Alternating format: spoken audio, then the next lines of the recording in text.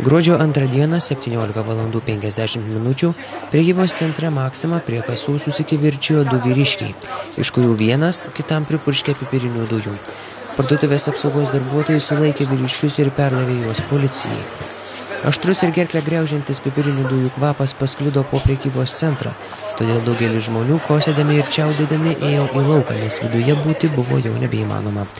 Savo darbo vietas paliko ir dalis prekybos centre dirbančių darbuotojų.